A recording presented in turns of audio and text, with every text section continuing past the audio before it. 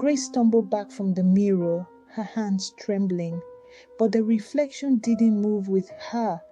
Margaret Morgan stared back, lips curled in a wicked grin, blood dripping from her fingertips. Then, slowly, the reflection raised a hand and began scratching at the inside of the mirror. Tap, tap, scratch. "You let me in once," Margaret whispered. "You just don't remember." The room began to spin, and suddenly Grace was no longer in the small bedroom.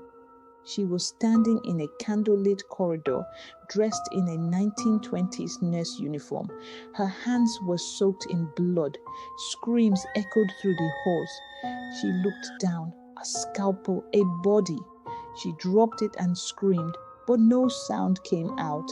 Then she woke up, back in the real world.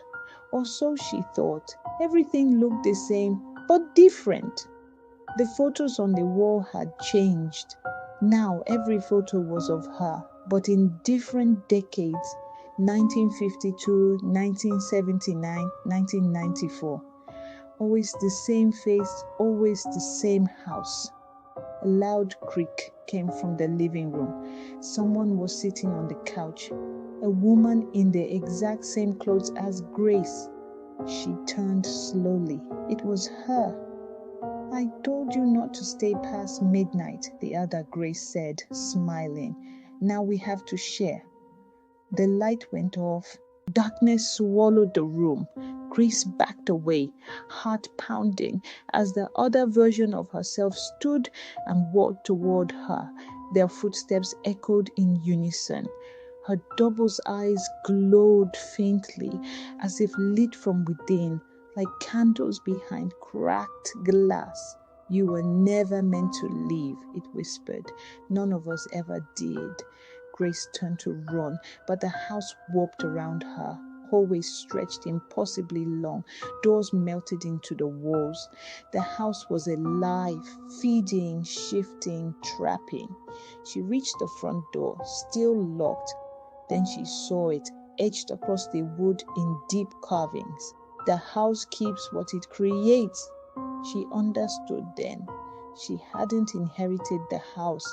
She was born from it. The bloodline was just a loop, a curse repeating itself. Grace wasn't just related to Margaret Morgan. She was Margaret, or what was left of her, fractured across time. With her last breath of clarity, Grace pressed her palm to the door. "Please," she whispered, "let me go." From the other side came the soft sound of knocking, 3 times, and then silence. The next morning, Kintayo Street was quiet again. The house sat still, untouched by time. A new for sale sign appeared on the gate, nailed in by unseen hands. Somewhere inside, a woman with Grace's face smiled through the window, waiting.